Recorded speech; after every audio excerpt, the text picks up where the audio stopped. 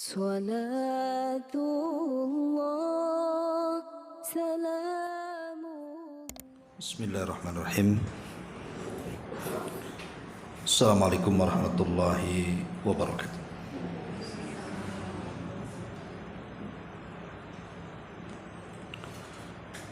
Alhamdulillah wassalatu wassalamu ala rasulillah wa ala alihi wa sahbihi wa mawalah wa la hawla wa la quwata illa billahi wa ba'du. Alhamdulillah, segala puja dan puji hanya milik Allah subhanahu wa ta'ala. Salat dan juga salam kita hadiahkan kepada Rasul kita Nabi besar Muhammad sallallahu alaihi wa alihi wasallam. Kita lanjutkan kajian kita, masih membahas Siratul Mustafa alaihi salatu wassalam, dan kita masuk pada peristiwa besar dalam sejarah Al-Isra wal Mi'raj. Ma'asyiral muslimat yang dimuliakan Allah subhanahu wa ta'ala, di dalam Al-Quran Allah subhanahu wa ta'ala menyebut dua peristiwa ini di dua surat yang berbeda. Adapun peristiwa Isra maka disebutkan di dalam surah Al-Isra sendiri, tepatnya di permulaan surat, di mana Allah subhanahu wa ta'ala mengatakan subhanalladzi asra bi'abdihi laylan minal masjidil harami ilal masjidil aqsa alladzi barakna hawlahu linuriyahu min ayatina innahu huwas samiul basir. Maha suci Allah yang telah memperjalankan hambanya pada malam hari dari Masjidil Haram menuju Masjidil Aqsa yang telah kami berkahi sekelilingnya, agar kami memperlihatkan kepadanya sebagian tanda-tanda kebesaran kami. Sungguh Dia Maha mendengar lagi Maha melihat. Adapun peristiwa Mi'raj maka disebutkan dalam surah An-Najm. Najm itu artinya bintang, karena peristiwa Mi'raj ini memang Rasul menuju bintang, menembus langit-langit sampai berjumpa dengan Allah Azza wa Jalla. Allah subhanahu wa ta'ala berfirman dalam surah An-Najm ayat 13 sampai 18, walaqad ra'ahu nazlatan ukhra inda sidratil muntaha indaha jannatul ma'wa id yaghsa sidrata ma yaghsa ma zaghal basar wa ma tagha laqad ra'a min ayati rabbihil kubra. Dan sungguh dia, maksudnya Rasul, telah melihatnya. Melihat siapa? Melihat Jibril dalam rupa yang asli pada waktu yang lain, yaitu di Sidratul Muntaha.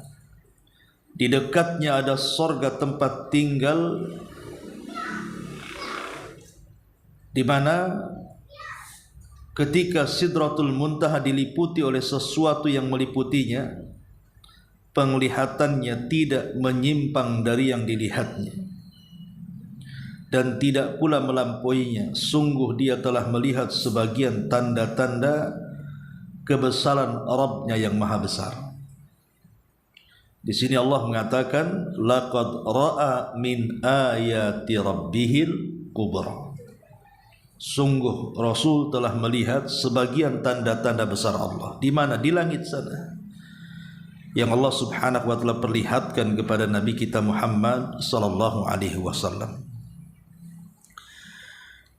Dua surat inilah yang menjelaskan tentang peristiwa besar dalam sejarah, peristiwa Isra dan juga Mi'raj. Tentu kenapa Nabi SAW diperjalankan sedemikian rupa yang belum pernah terjadi sepanjang sejarah manusia. Tidak ada satupun Nabi sejak Adam alaihi salatu wassalam sampai Nabi yang terakhir dari Nabi-Nabi Bani Israel, Nabi Isa bin Maryam, yang pernah diperjalankan seperti Isra dan Mi'raj kecuali Nabi kita Muhammad SAW. Apa penyebabnya? Kita tahu bahwa pembahasan sebelum-sebelumnya kita sudah menjelaskan di mana Nabi SAW mengalami berbagai macam rintangan dan halangan dalam berdakwah. Dimulai dengan wafatnya dua manusia yang sangat berjasa dalam dakwahnya, Khadijah dan Abu Talib. Sampai akhirnya Nabi SAW pun hijrah dari Mekah menuju Taif, berjalan kaki bersama Zaid ibn Harithah sejauh perjalanan 60 mil. Dan Rasul berada di Taif itu selama 10 hari.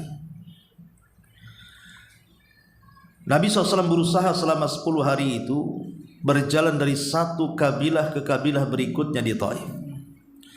Tapi tidak ada satupun kabilah yang mau melindungi Rasul untuk menyampaikan dakwah tauhid. Yang ada terjadi pengusiran, bahkan permusuhan yang jauh lebih hebat dibandingkan orang kafir Quraisy. Sampai terpaksa Nabi SAW harus lari dari kejaran dan lemparan batu penduduk Taif sejauh 3 mil. Sampai akhirnya Rasul pun harus bersembunyi di salah satu kebun kurma. Disitulah Nabi SAW kebingungan. Dia tidak bisa masuk ke Mekah dan tidak mungkin juga kembali ke Taif. Dia harus mencari perlindungan yang bisa melindungi jiwanya di Mekah karena sudah ada ancaman pembunuhan sejak meninggalnya dua manusia yang dihormati orang Quraisy ini. Akhirnya dengan izin Allah adalah orang yang mau melindungi Nabi SAW. Maka Rasul pun berhasil masuk ke kota Mekah, tapi kondisinya tidak seperti dahulu lagi. Dia tidak bisa berdakwah secara terang-terangan. Disitulah mulai sempit dada Rasul, sampai Allah mengatakan qad na'lamu annaka yadhiqu sadruka bima yaqulun. Kami tahu wahai Muhammad, hatimu semakin sempit terhadap apa yang mereka katakan dan tuduhkan kepadamu. Maka di saat itulah maka Allah Subhanahu wa taala ingin menghibur hati Rasul yang hampir putus asa dalam berdakwah. Maka satu malam disinilah terjadi peristiwa yang kita akan kisahkan, Isra dan Mi'raj. Dan Nabi SAW akan diperlihatkan berbagai macam peristiwa yang ada di langit dan juga makhluk-makhluk yang ada di langit. Rasul akan diperlihatkan sorga, Rasul akan diperlihatkan neraka, Rasul akan diperlihatkan alam para malaikat, bahkan kiblat para malaikat. Dan yang lebih spektakulernya adalah Nabi akan berjumpa dengan Allah Subhanahu wa taala. Ma'asyiral muslimat yang dimuliakan Allah Subhanahu wa taala. Di sini pengarang menjelaskan bahwa peristiwa Isra Mi'raj itu kalau ma'ruf di negeri kita selalu dibuat acara. Perayaan Isra Mi'raj itu di bulan Rajab. Tapi sebenarnya menentukan peristiwa Isra Mi'raj di bulan Rajab ini tidak tepat juga. Karena peristiwa Isra Mi'raj ini diperselisihkan para ulama tentang kapan terjadinya, di bulan apa terjadinya, dan berapa tahun ataupun tahun keberapa terjadi Isra Mi'raj ini. Ini masih perselisihan ulama sejarah panjang lebar. Bahkan di sini disebutkan ada beberapa pendapat. Ada yang mengatakan bahwa di sini peristiwa Isra itu terjadi pada tahun ketika Allah memuliakan beliau dengan mengangkatnya sebagai nabi. Inilah pendapat yang dipilih oleh At-Tabari. Jadi justru peristiwa Isra Mi'raj menurut Imam At-Tabari ketika Rasul diangkat menjadi nabi. Bersamaan dengan itu Rasul melakukan perjalanan Isra Mi'raj. Kemudian yang kedua, ada yang mengatakan bahwa peristiwa ini terjadi 5 tahun setelah diutusnya beliau. Dan ini pendapat Al-Imam An-Nawawi dan Al-Imam Al-Qurtubi. Ada juga yang mengatakan bahwa peristiwa Isra Mi'raj itu terjadi pada malam 27 Rajab, tahun ke-10 kenabian. Dan pendapat ini dikuatkan oleh Al-Allamah Al-Mansur Furi. Kemudian juga yang keempat, peristiwa ini juga terjadi pada 16 bulan sebelum hijrah, tepatnya pada bulan Ramadan tahun ke-12 kenabian. Bahkan ada yang mengatakan bahwa peristiwa ini terjadi 1 tahun atau 1 tahun 2 bulan sebelum hijrah, tepatnya di bulan Muharram tahun ke-13 kenabian. Bahkan yang terakhir kata beliau, peristiwa ini terjadi 1 tahun sebelum hijrah, tepatnya pada bulan Rabiul Awal tahun ke-13 kenabian. Lihat di sini dari segi bulan saja, para ulama berselisih pendapat. Ada yang mengatakan di bulan Rajab, ada yang mengatakan di bulan Rabiul Awal, ada yang mengatakan di bulan Muharram, ada yang mengatakan di bulan Ramadan. Ini dari segi bulan sudah berbeda. Dari segi tanggal juga sama. Ya, ada yang mengatakan tanggalnya 27, ada yang mengatakan tanggal yang lainnya. Bahkan dari tahun saja sudah berbeda. Ada yang mengatakan 1 tahun sebelum hijrah, ada yang mengatakan 2 tahun sebelum hijrah, ada yang mengatakan 16 bulan, macam-macam. Dari sini kita tidak bisa memastikan, karena banyaknya pendapat ulama sejarah tentang kapan terjadinya peristiwa besar ini. Sehingga untuk merayakan peristiwa besar ini tidak bisa ditentukan di bulan Rajab, karena dari segi bulan saja macam-macam pendapat para ulama.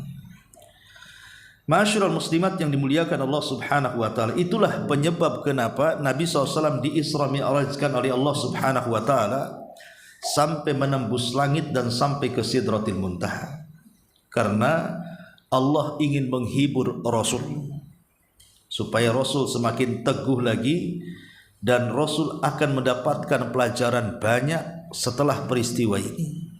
Nanti kita akan jelaskan apa pelajarannya. Satu malam Nabi SAW tertidur. Ada yang mengatakan Rasul sedang tidur di rumah Ummu Hani. Ada yang mengatakan Rasul sedang tidur di Hatib. Ada yang mengatakan Rasul sedang tidur di Hijr Ismail. Di malam itulah maka Allah Subhanahu wa taala mengutus Jibril alaihi salam untuk menjemput Rasul. Maka turunlah Jibril dan menembus rumah Nabi sallallahu alaihi wasallam yang ketika itu saya katakan ada di rumah Ummu Hani. Ada juga di Hatim dan ada juga mengatakan di Hijr Ismail. Dan langsung membelah dada Nabi sallallahu alaihi wasallam. Inilah pembelahan dada kedua kalinya. Setelah Nabi sallallahu alaihi wasallam dibelah dadanya ketika usia 5 tahun di pangkuan Halimah Sa'diyah di Bani Sa'diyah. Setelah itu maka tidak terjadi pembelahan dada. Ada yang mengatakan terjadi kedua kali saat Rasul diangkat menjadi nabi, dan ini yang ketiga kalinya. Tapi pendapat yang kuat wallahu alam, maka pembelahan dada itu cuma terjadi 2 kali. Saat di usia 5 tahun dan saat peristiwa spektakuler Isra Mi'raj ini. Setelah kemudian dibelah dadanya, dikeluarkan jantungnya, kemudian dicuci dari air zam-zam di bejana emas dan diisi hikmah-hikmah yang banyak dan kebijaksanaan, baru kemudian dimasukkan kembali dan dijahit kembali. Kenapa harus dibelah dadanya? Karena Nabi SAW akan diangkat ke langit, akan melihat banyak peristiwa besar di langit, akan melihat keajaiban-keajaiban langit dan makhluk-makhluk yang dirahasiakan Allah sebelumnya di langit. Kalau Rasul SAW tidak dibelah dadanya dan tidak dibersihkan, khawatir Rasul tidak bisa mengambil pelajaran. Khawatir Rasul akan mengalami ketakutan hebat di langit sana. Maka harus dibersihkan betul-betul bersih dan dimasukkan hikmah ke dalamnya. Makanya inilah kemudian alasan kenapa harus dibelah dada kembali kedua kalinya. Karena Rasul akan melihat sesuatu yang belum pernah dilihat sebelumnya.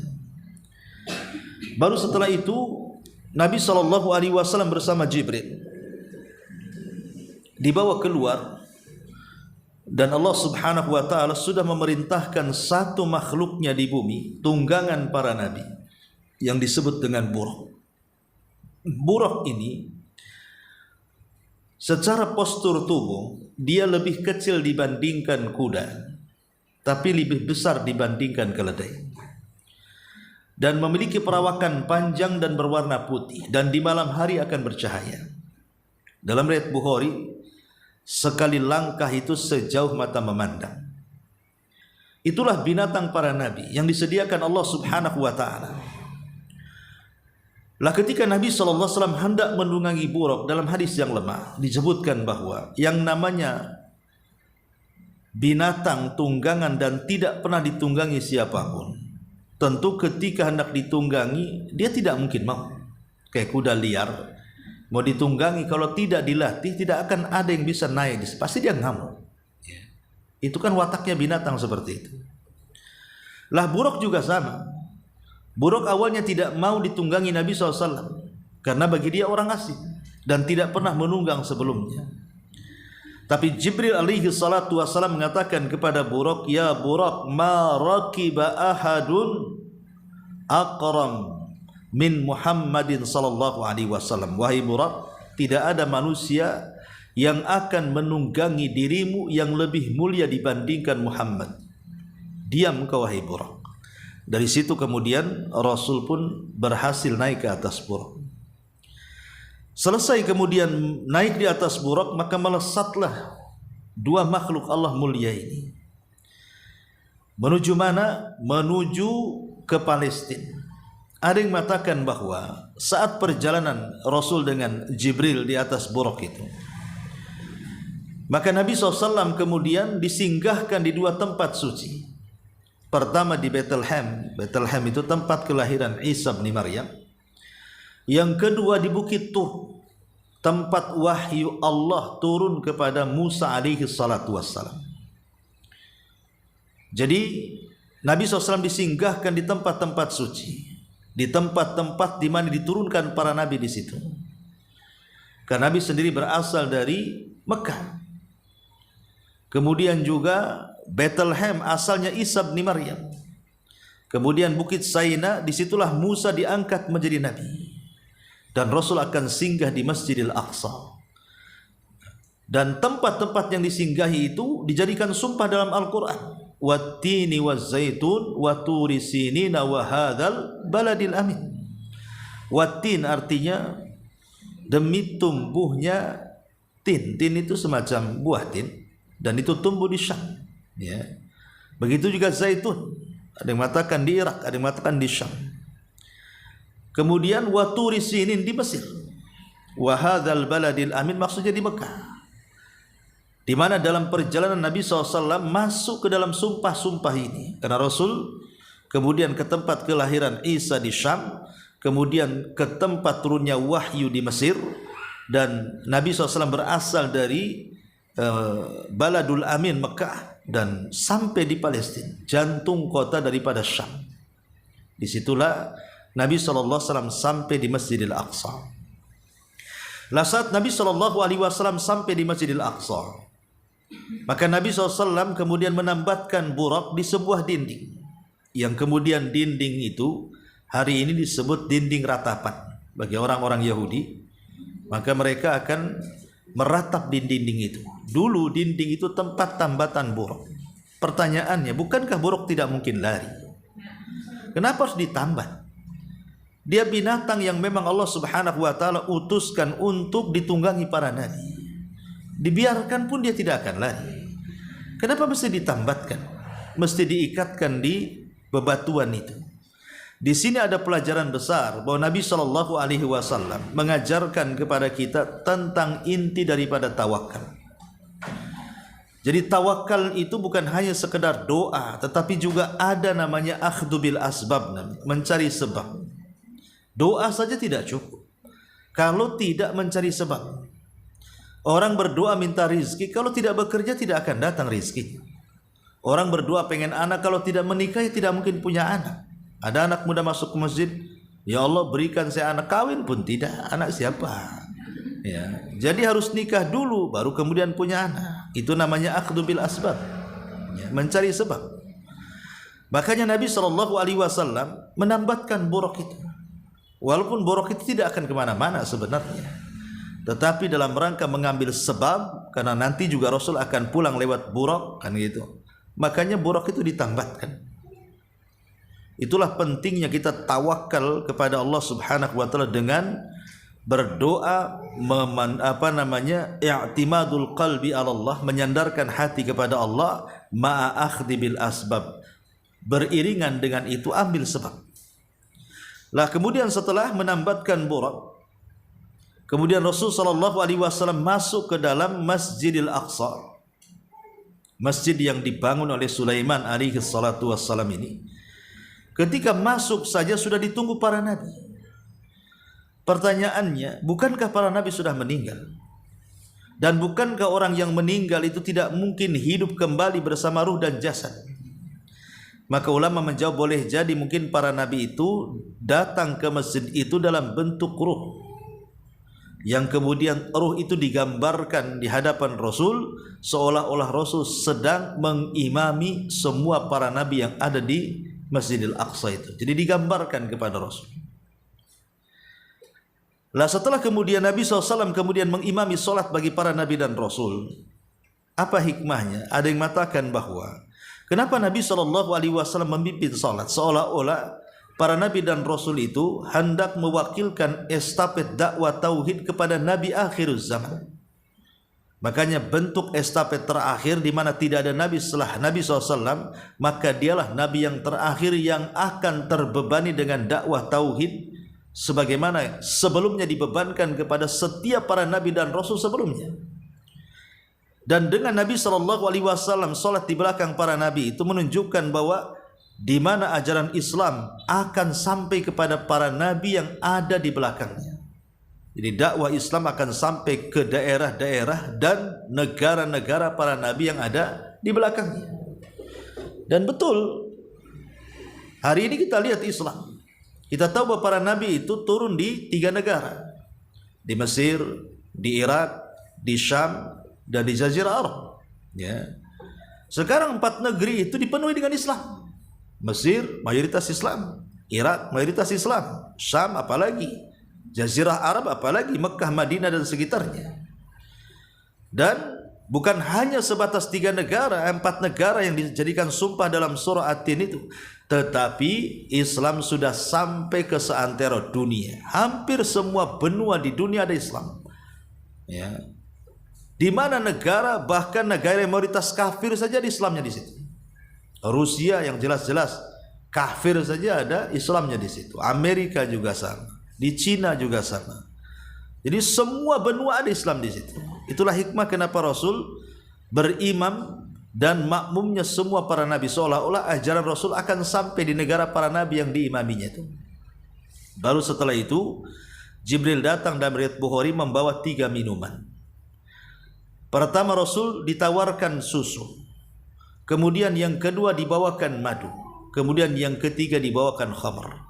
Tapi Rasul memilih susu dan meninggalkan madu dan khamar. Ketika kemudian Nabi SAW, padahal ketika itu khamar juga, dan riwayat susu dan khamar 2 saja. Kenapa Rasulullah SAW lebih memilih air susu dan meninggalkan khamar? Padahal khamar ketika itu kan belum diharamkan. Belum, masih boleh minum khamar. Belum diharamkan. Diharamkan khamar itu setelah Rasul hijrah. Peristiwa Isra Mi'raj ini sebelum hijrah, artinya belum ada pengharaman khamar. Tapi Nabi SAW mengikuti fitrahnya bahwa kalau dia memilih khamar, maka akan celaka dan mencelakai umatnya. Karena khamar itu walaupun ada manfaatnya, madaratnya lebih banyak. Akhirnya kemudian Nabi SAW memilih air susu. Melihat itu Jibril mengatakan, asabtal fitrah, engkau telah mencocoki fitrahmu. Wa hudita wa hudiyat ummatuka, engkau dapat hidayah dan umatmu pun akan dapat hidayah. Sebab kalau engkau memilih khamar, maka akan ghawat ummatuka, umatmu akan tersesat. Lah dari sinilah berakhir peristiwa yang disebut dengan Isra. Inilah peristiwa Isra sampai di sini. Karena Isra sendiri adalah perjalanan yang dilakukan di malam hari. Ibu kalau habis Isya kemudian jalan cari makan itu disebut Isra. Ya. Jalan di malam hari, kuliner. Ya. Isra itu kan perjalanan yang dilakukan di malam hari secara bahasa. Ya. Tapi secara istilah maksudnya perjalanan yang dilakukan di malam hari oleh Nabi SAW dari Masjidil Haram ke Masjidil Aqsa yang diberkahi. Ma'asyiral muslimat yang dimuliakan Allah Azza wa Jalla, baru setelah itu ada peristiwa yang kedua yang disebut dengan Mi'raj. Mi'raj ini diambil dari kalimat araj. Araj itu artinya semacam tangga. Ya, semacam tangga. Kalau di mall itu diistilahkan dengan lift atau eskalator. Itu namanya araj. Mi'raj itu tempat naik ke atas. Ya. Lah Nabi SAW diizinkan oleh Allah Subhanahu wa taala untuk naik ke atas. Bagaimana caranya? Dibawa oleh Jibril. Jibril yang membawa Nabi SAW naik ke atas langit. Maka Nabi SAW kemudian diangkat oleh Jibril naik ke atas langit. Ketika sampai di langit pertama, maka Jibril mengetuk pintunya, karena langit itu berbentuk bangunan, ada pintunya. Wa futihatis sama fakanat abwaba. Langit itu ada abwab, ada pintu. Tidak sembarang orang naik ke langit. Dan tidak ada orang yang bisa naik ke langit kecuali dengan izin Allah dan kuasa Allah. Sehingga sering saya katakan kalau dulu ada kisah Neil Armstrong naik ke bulan. Bisa iya, bisa tidak. Bisa iya, bisa tidak. Kenapa iya, kenapa tidak? Kalau maksudnya bulan itu di bawah langit, ya Neil Armstrong bisa naik ke bulan. Karena kan di bawah langit.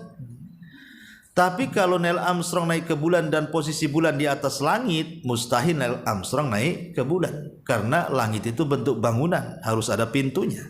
Neil Armstrong harus lewat pintunya. Tapi kalau di bawah langit ya mungkin, karena di bawah langit tidak ada pintu, siapapun bisa naik, ya kan? Tetapi itu pun masih menjadi perselisihan orang-orang cerdas, orang-orang pakar, orang-orang pintar. Apakah betul Neil Armstrong sampai ke bulan atau tidak kan masih diperselisihkan. Ada yang percaya, ada enggak, kan itu ya. Yang enggak percaya berhujah juga. Enggak mungkin lah naik ke bulan katanya. Alasannya apa? Pesawat yang ngapit dia saja ada 2 pesawat, lepas satu, sampai di sana bingung mendarat di mana dia mendarat. Pada bandara Hang Nadim di bulan tuh. Ya. Mana caranya? Pulangnya cemana? Ya. Jadi berangkatnya gimana, pulangnya gimana? Itu kan tidak dijelaskan. Belum lagi bendera yang ditancapkan berkibar-kibar pada kedap oksigen macam-macam kan. Oh itu ada yang mengatakan itu film Hollywood dan lain-lainnya kan. Macam-macam cerita. Ya ada juga yang meyakini mungkin saja dia naik ke bulan. Ya. Tetapi ada sebagian ulama Islam menolak, seperti Imam Shinqiti dalam kitab Adwa'il Bayan menolak. Ya karena menukilkan firman Allah surah Ar-Rahman, ya ma'syaral jinni wal insi in istata'tum an tanfudhu min aqtaris sama'i wal ardi fanfudhu la tanfuduna illa bisultan. Jin dan manusia, kalau kalian ingin naik ke langit, naiklah ke langit sana. Kalian tidak akan bisa kecuali karena kuasa Allah. Ya kalau kuasa Allah bisa, seperti Rasulullah, karena memang Allah yang berkuasa menaikkan Rasul lewat Jibril naik ke langit. Neil Armstrong itu kan tidak bentuk kuasa Allah. Tapi okelah kalau seandainya pun benar kan gitu, nggak ada manfaatnya juga. Karena Armstrong itu turun dari bulan bawa tanah, sementara Rasul turun dari Sidratil Muntaha bawa solat kan itu. Nah, mending mana solat apa tanah di bulan? Tanah di mana-mana ada kan itu ya. Tapi solat kan ibadah. Tapi anehnya ada orang yang kemudian membanggakan Neil Armstrong dan menghina Islam dan mengatakan orang sudah sampai ke bulan kok masih belajar toharoh saja katanya. Orang sudah sampai ke bulan masih darah haid aja dibahas katanya. Orang sampai di bulan asli itu yang dibahas. Kan ada orang-orang yang mengatakan gitu kan. Rasul lebih hebat lagi daripada Neil Armstrong. Neil Armstrong sampai ke bulan, Rasul sampai ke Sidratil Muntaha lagi. Ya, kemudian kalau mereka mengatakan, itu kan cerita-cerita kalian. Lah sama juga Neil Armstrong juga cerita kalian, karena pembuktiannya juga susah juga. Dia berangkat sama siapa saksinya, belum lagi teori yang menabrak dia dan begitu seterusnya. Maka itu namanya konspirasi orang kafir. membanggakan dirinya bahwa mereka lebih hebat dibandingkan kaum muslimin. Masyarul muslimin, muslimat yang dimuliakan Allah Azza wa Jalla. Intinya Rasul kemudian naik ke langit pertama dengan izin para malaikat penjaga pintu langit. Disitulah Rasul berjumpa dengan bapak kita semuanya, Adam alaihi salam, yang tingginya itu 60 hasta, lebarnya 7 hasta. Artinya kalau dibuat meteran itu tinggi Adam itu 30 meter, kemudian lebarnya itu 3,5 meter, dan besar kan. Itu kalau datang ke tailor buat baju itu berapa kainnya banyak tuh ya kan. Maka di Saudi itu kan ada jubah Nabi Adam tuh. Maksudnya kalau Adam hidup jubahnya kayak gitu. Termasuk sepedanya juga ada kan. Rupanya dari Jogja kan itu. Artinya bahwa replika itu kalau Adam ada segede ginilah sepedanya gitu ya. Segede ginilah jubahnya, saking besarnya. Ya, tapi kita juga akan seperti Adam kalau Allah takdirkan masuk surga. Semua akan diposturkan seperti Adam. Yang masuk surga itu posturnya akan sama dengan Adam. Jadi jangan kecil hati yang pendek itu. Nanti akan tinggi juga gitu maksudnya. Allah tinggikan nanti di surga itu. Ya, jadi berjumpa dengan Nabi Adam di situ. Setelah berjumpa dengan Nabi Adam, maka Nabi SAW melihat ada yang aneh pada diri Nabi Adam. Karena Adam itu kalau melirik ke kanan dia senyum, kalau melirik ke kiri dia menangis pula. Jadi Rasul bertanya, kenapa Adam itu kok aneh, kadang senyum, kadang menangis gitu. Maka Jibril mengatakan, karena dia melihat ada ruh keturunannya yang Allah takdirkan masuk surga, dia pun senyum. Tapi ada ruh yang dari keturunannya yang masuk neraka, dia pun sedih. Jadi ketika itu Nabi SAW kemudian naik ke langit kedua, berjumpa dengan Nabi Isa dan Yahya alaihi wassalam. Setelah berjumpa dengan Yahya dan Isa alaihi wassalam, maka Rasul naik lagi ke langit ketiga, berjumpa dengan Nabi Allah Yusuf. Ya, Nabi Allah Yusuf, dan Nabi Allah Yusuf banyak pelajaran yang diambil Nabi. Dari Nabi Yusuf itu banyak pelajaran yang diambil Nabi. Makanya kalau ibu baca surah Yusuf, ya, surah Yusuf itu turun saat Nabi SAW sedang sedih. Ketika meninggalnya Khadijah, meninggalnya Abu Talib, Rasul sedih. Karena seolah-olah orang-orang yang berjasa, yang melindungi dirinya itu sudah meninggal. Makanya untuk menghibur Rasul, Allah turunkan surah Yusuf. Di mana seolah-olah surah Yusuf ini kan menggambarkan bagaimana penderitaan Yusuf itu luar biasa. 10 tahun dicemplungkan ke sumur oleh saudaranya. Kemudian ketika diselamatkan, yang menyelamatkan rupanya para peniaga dan menjadikan dia budak. Kemudian sampai di Mesir, dijual belikan Pak di Mesir kan itu. Sampai kemudian rupanya yang membeli adalah orang pejabatnya Mesir. Alhamdulillah adalah sedikit ketenangan. Ketika sudah 10 tahun rupanya harus dijebloskan ke penjara karena dia menolak ajakan Julaiha dan macam-macam kisahnya. Artinya penderitaan demi penderitaan Nabi Yusuf itu, perjalanan hidupnya. Tetapi akhirnya wa asa an takrahu syai'an wa huwa khairul lakum. Terkadang apa yang Anda anggap benci rupanya itu ujungnya sebuah kebaikan dari Allah. Seolah-olah kisahnya Nabi Yusuf itu menghibur Nabi. Ya memang selama ini kau banyak ujian cobaan dalam berdakwah. Nanti ada satu saatnya kau akan senang. Ya. Makanya juga Nabi SAW sampai di perjumpaan dengan Nabi Yusuf di langit ketiga. Baru naik ke langit keempat diperjumpakan dengan Nabi Idris. Ya. Kemudian naik ke langit berikutnya diperjumpakan dengan Nabi Harun di langit kelima. Dan pelajarannya adalah karena Harun itu orang yang sangat dicintai Bani Israel, berbeda dengan Musa dibenci Bani Israel.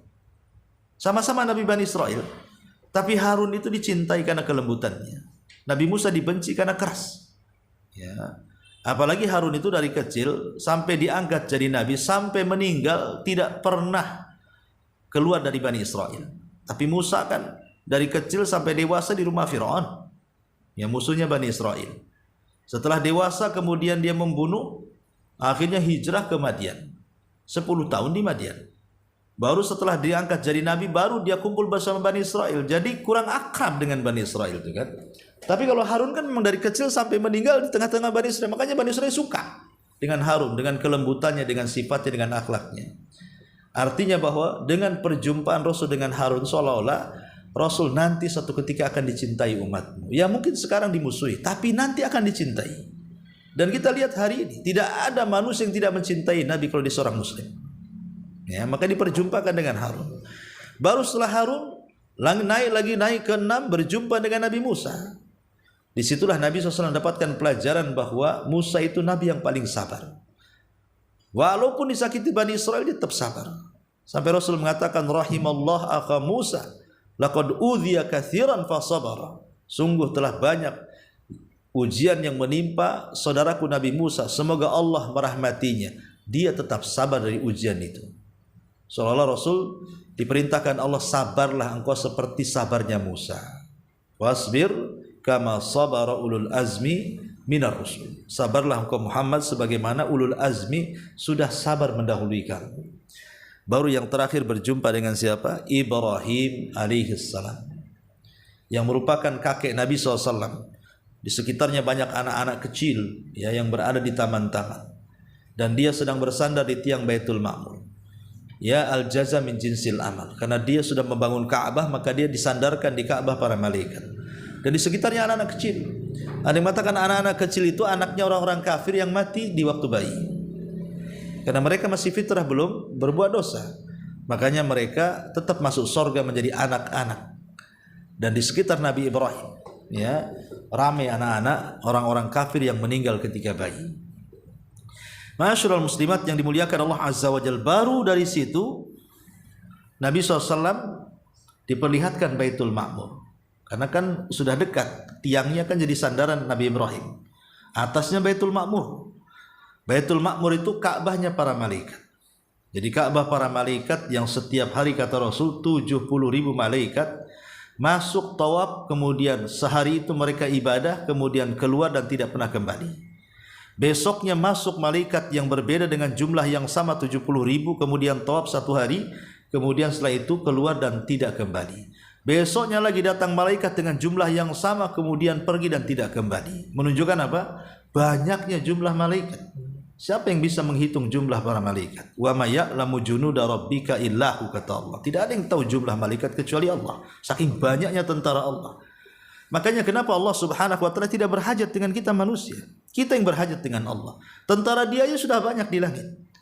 Jadi kalau ada pernyataan bahwa Allah berhajat dengan kita, tidak, Allah tidak berhajat dengan kita. Kita yang berhajat dengan Allah. Satu dunia kita beriman tidak akan menambah kekuasaan Allah. Sebagaimana satu dunia kufur, tak mungkin kekuasaan Allah berkurang.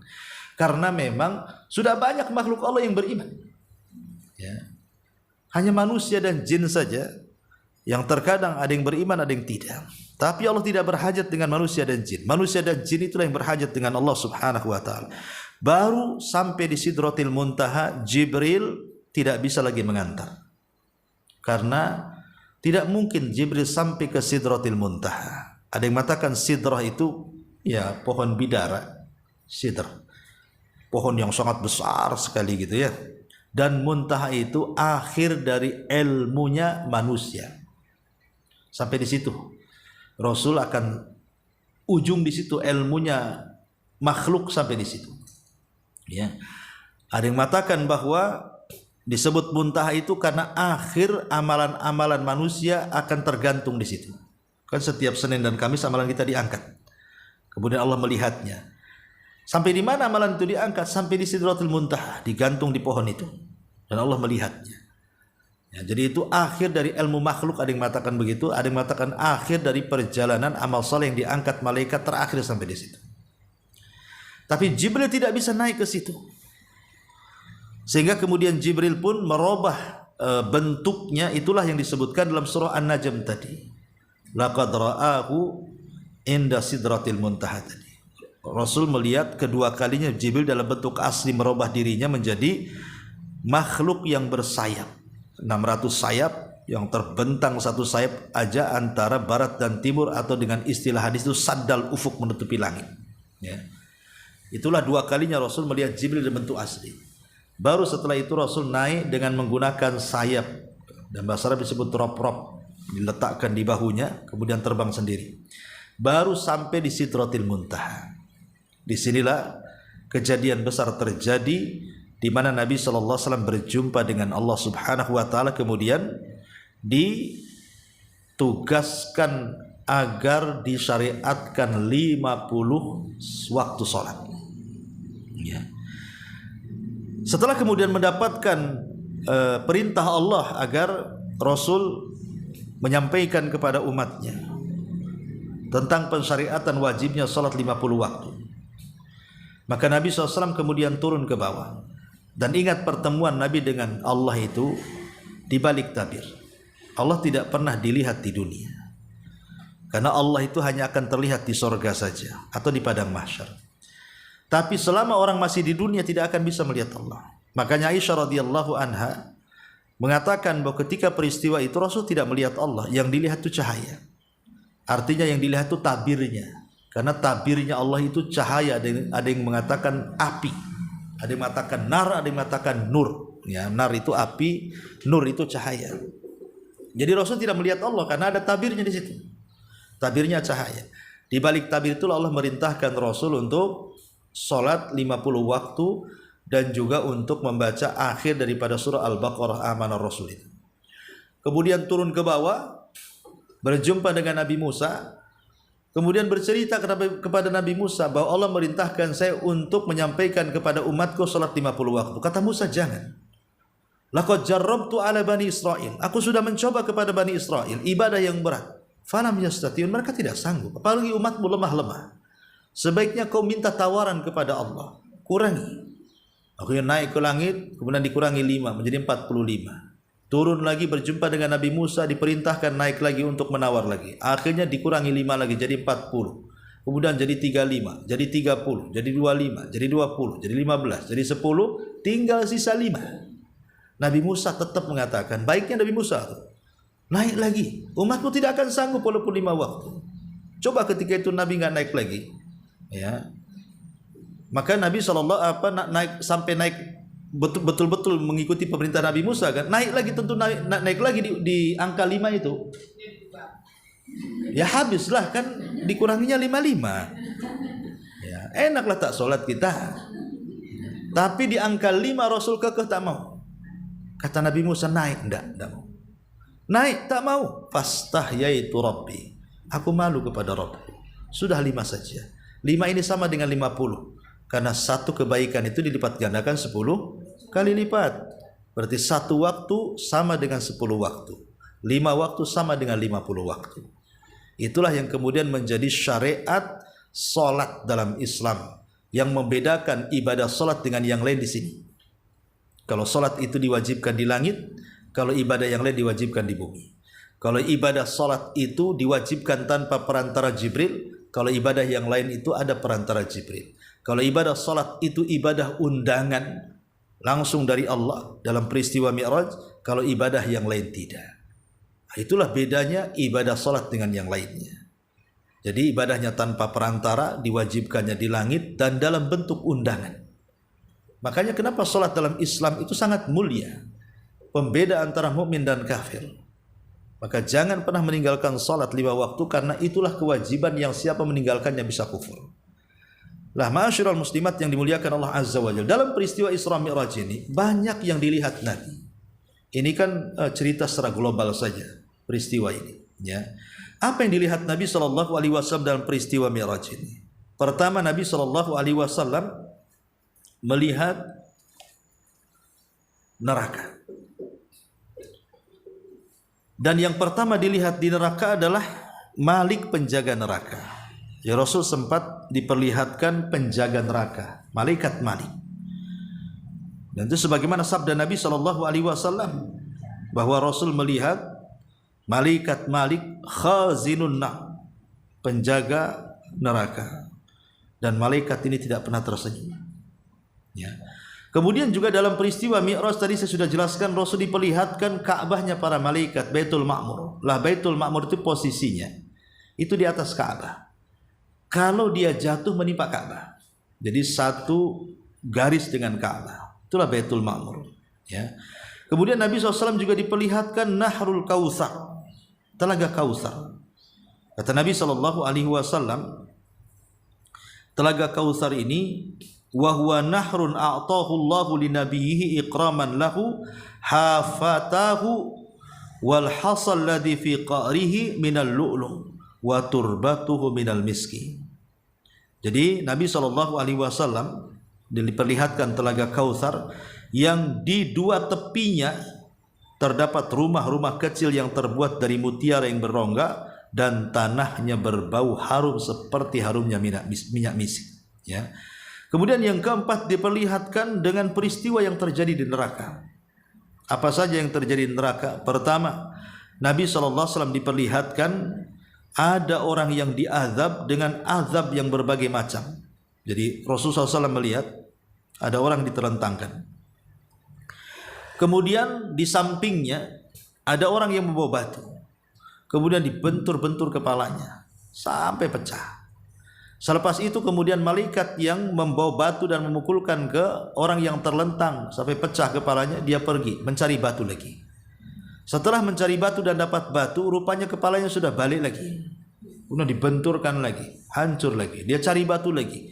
Setelah dapat batu balik lagi kepalanya itu. Asing gitu saja azabnya. Jadi Rasul mengatakan kepada Jibril, "Mahadza? Kok azabnya aneh kali orang ini? Apa dosanya?" Maka Jibril mengatakan, itulah orang-orang yang saat datang waktu sholat sengaja dia tidur. Datang azan sengaja dia tidur, bukannya sholat. Ya, justru dia meninggalkan sholat malah dia keasikan tidur. Itulah hukumannya. Naudzubillah. Ya. Kemudian Nabi SAW diperlihatkan ada orang yang kemudian bibirnya atau mulutnya dingangakan. Kemudian dimasukkan pisau semacam cerulit, kemudian ditarik, dirobek sampai ke tengkuknya sebelah kanan. Kemudian setelah robek dari sebelah kanan sini, ya, sampai ke tengkuknya, maka dicabut, kemudian dipindahkan ke sebelah kiri, kemudian ditarik sampai ke tengkuknya. Tapi yang kanan sudah balik lagi, ya, sudah sembuh lagi. Dengan menjerit-jeritnya dia, asih bolak-balik saja kiri kanan, karena setiap digores sembuh lagi, begitu sampai dia menjerit-jerit, seolah-olah azabnya tidak berhenti. Akhirnya kemudian Nabi SAW bertanya, "Mahadzan, kenapa azabnya orang ini?" Maka Jibril alaihi salatu wasallam menjelaskan, orang ini dia suka berdusta dan dustanya itu sampai melambung ke ufuk, katanya. Apa maknanya dustanya sampai melambung ke ufuk itu? Maksudnya dustanya itu sampai kemana-mana. Kalau orang dulu berdusta menyebarkan hoax itu agak sulit menyebar. Karena biasanya kalau dari mulut ke mulut, ke telinga itu agak lama. Kalau zaman dulu kan, belum ada handphone kan, dari katanya-katanya kan itu ya. Katanya si anu, katanya si ini. Mungkin satu kampung itu seminggu baru tersebar kan. Kalau sekarang mana? Ibu tulis saja di Facebook gitu ya, buat berita hoax. Hari ini di-share, hari ini sudah tersebar. Satu dunia lagi orang bisa terkena hoax. Ya, jadi itulah namanya dusta sampai melambung ke ufuk tuh. Banyak korbannya. Nah itulah siksanya seperti ini. Kemudian ada juga yang kemudian Rasul diperlihatkan orang-orang yang diberikan kuku terbuat dari tembaga. Jadi kukunya tiba-tiba tumbuh sendiri, tapi kukunya itu terbuat dari tembaga. Tiba-tiba kemudian dengan sengaja kuku itu mencakar-cakar wajahnya. Cakar wajahnya, kemudian dicakar dadanya. Ya, lihatlah tembaganya. Sampai robek, sampai ke dalam, sampai tulangnya nampak. Dan dia tidak bisa menghentikannya, padahal dia sendiri yang mencakar. Bayangkan, sampai darah kemana-mana. Tapi setelah dia mencakar kemudian wajahnya sampai rusak, setelah itu dia mulai mencakar dadanya, wajahnya balik lagi. Ya. Kemudian setelah dadanya rusak, mau mencakar wajahnya, dadanya balik lagi. Asih begitu saja sambil menjerit-jerit. Ya. Maka Rasul mengatakan, apa dosanya orang ini? Maka Jibril kemudian menjelaskan, haula'il ladzina ya'kuluna luhuman nas wa yaqau fi aradihim. Itulah dosa orang yang memakan bangkai saudaranya. Dosa ghibah. Ya, dosa ghibah itulah nanti akan mencakar-cakar wajahnya sendiri dan mencakar dadanya sendiri. Nah, ini kan ngeri ya. Kemudian juga Rasulullah SAW diperlihatkan ada kuali besar semacam ya danau mungkin ya. Isinya darah di situ. Jadi semacam sungai darah. Kemudian ada orang yang berenang di dalam danau itu, danau darah itu. Dia tidak bisa ke pinggir. Karena kalau dia ke pinggir, maka para malaikat itu sudah berjaga-jaga di pinggir-pinggir danau itu dengan batu untuk disuapkan ke mulutnya, sehingga dia takut. Makanya dia hanya berenang-renang di tengah-tengah. Bagi siapa yang kuat berenang? Sampai kapan orang kuat berenang coba? Pasti mati juga di situ. Ya. Jadi dia susah, setiap ke pinggir disuapi batu, ke tengah lagi, ke pinggir disuapi batu, ke tengah lagi. Asih itu saja. Akhirnya kemudian kata Rasulullah SAW kepada Jibril, itu dosa apa orang itu? Maka Rasul mengatakan, itulah dosa akilur riba, pemakan riba. Itulah dosanya, naudzubillah. Ya. Kemudian Nabi SAW juga diperlihatkan bukan hanya siksa neraka dengan berbagai macam bentuk siksanya, tapi Rasul juga diperlihatkan sajaratuz zakum, makanan penduduk neraka zakum. Sajaratuz zakum itu pohon yang tumbuh dari dasar neraka. Itulah pohon yang dilaknat, yang berduri. Jadi buahnya kalau dimakan itu, maka dia akan sampai di tenggorokan dan menghancurkan tenggorokan, tidak sampai ke perut. Ya gimana gitu, kayak ibu makan kulit duren, nah, kayak gitulah. Ya, tetapi kan zakum bukan duren, zakum lebih hebat lagi. Ya. Apa ya, biji kedong-dong enggak lah kan gitu. Kecuali kalau ibu taruh jarum banyak-banyak di biji kedong-dong, itulah zakum mungkin ya. Itu. Tapi lihat diperlihatkan zakum, ya, di mana mayang-mayang kepala setan ya. Jadi banyak yang diperlihatkan oleh Allah Subhanahu wa taala dari azab neraka, yang termasuk juga orang yang digoreng dalam kuali. Dijelaskan kan ada orang yang digoreng dan di kuali itu telanjang, rupanya itulah para pezina. Sengaja kuali itu dibakar dari bawah.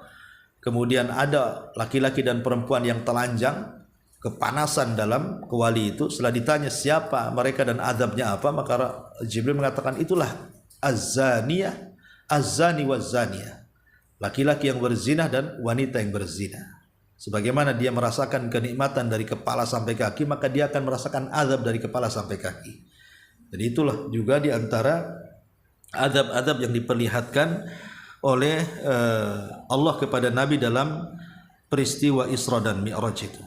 Ya. Bahkan dalam riwayat juga banyak yang diperlihatkan Rasul, seperti dalam riwayat Bukhari. Ya. Kata Nabi SAW, ra'aitu lailata usriya bi Musa rajulan Adam tuwalan ja'dan ka'annahu min rijali sanu'ah wa ra'aitu Isa rajulan marbu'a al-khalqi ila al-khumrah wal bayad sabita ra'si wa ra'aitu malika khazinal nari wad dajjal fi ayati arahunna Allah iyahu fala takun fi miryatin min liqa'i. Kata Nabi SAW, pada malam Isra aku melihat Musa yang berkulit sawo matang, tinggi, kemudian rambutnya keriting, seolah-olah pemuda Sanu'ah, kabilah dari Qattan, itu warnai kulitnya hitam kayak ya. Kemudian aku juga melihat Isa sebagai seseorang yang sederhana, tinggi badannya, mempunyai warna kulit yang sederhana antara merah dan putih ya. Dan juga aku diperlihatkan penjaga neraka, maksudnya Malik ya. Kemudian juga aku diperlihatkan Dajjal. Jadi Dajjal diperlihatkan seperti ini ya. Jadi Rasul diperlihatkan Dajjal, rupanya bentuknya bahwa Dajjal di akhir zaman akan muncul seperti itu.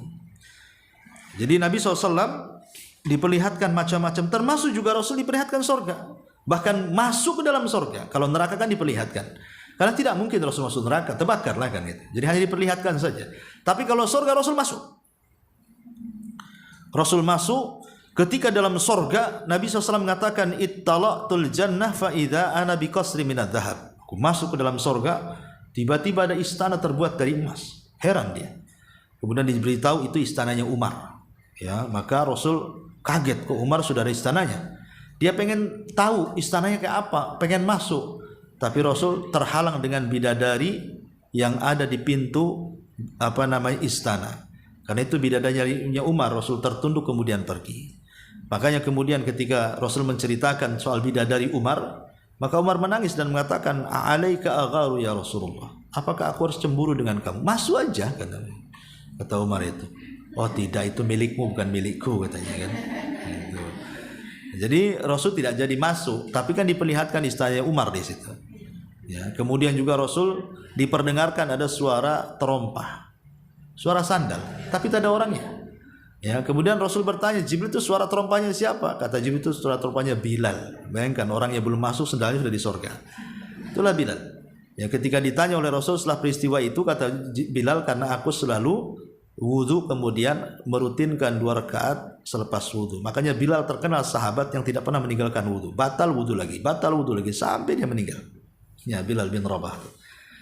Bahkan dia melihat atau mencium bau yang sangat semerbak harumnya. Sampai Rasul ini bau apa ini? Kemudian kata Rasul, kata Jibril, itu harumnya Masyitah. Ya, Masyitah itu tukang sisirnya putri Fir'aun yang digoreng satu keluarga oleh Fir'aun karena beriman dengan agama Nabi Musa. Ya, jadi macam-macam lah Rasul diperlihatkan di sorga sebagaimana Rasulullah SAW diperlihatkan api neraka. Baru kemudian Rasul turun ke, termasuk juga Rasul melihat ada anak-anak yang bergelayut di tetenya seorang ibu. Ya, jadi itu bukan mahramnya, mempermainkan tetenya seorang wanita. Kemudian ditanya apa masalahnya, itulah wanita-wanita yang memasukkan yang bukan mahramnya ke dalam rumahnya. Tidak boleh wanita-wanita memasukkan laki-laki yang bukan mahramnya ke dalam rumahnya. Walaupun itu supir Grab kan itu ya. Ibu kalau COD apa ya di pagar aja lah, yang suruh masuk ke rumah. Ya, kan ada orang yang saking baiknya ramah, kononnya ramah kan itu ya. Ayo masuk, dikasih minum, dikasih apa kan itu ya. Bukan saatnya ramah Bu itu. Karena tidak boleh masukkan laki-laki yang bukan mahramnya ke rumahnya. Kecuali izin suaminya. Izin suaminya pun tidak boleh tetap. Karena bagaimanapun kalau sudah berdua-duaan kan khalwat jadinya. Ya cukup di pagar sajalah, ambil barangnya sampai di pagar, bayar, selesai. Gak usah suruh masuk. Ya. Dan banyak ya, Ibu nanti baca sendiri. Saya kan hanya meringkas dari tulisan ini saja, sambil ditambah dan dikurang sedikit lah ya. Nah, kemudian setelah Nabi SAW peristiwa Isra Mi'raj, kemudian Nabi SAW turun, kemudian menceritakan kepada manusia. Bagaimana kisah penceritaannya tentu panjang karena nanti berjumpa dengan Abu Jahal, kemudian Rasul harus menceritakan, diolok-olok dan begitu seterusnya. Ini peristiwa cukup panjang karena nampaknya juga mulut saya sudah makin sariawan ini, kelamaan ngomong ya. Jadi sampai di sini saja. Ya, mungkin sebelum saya tutup silakan kalau ada yang mau bertanya.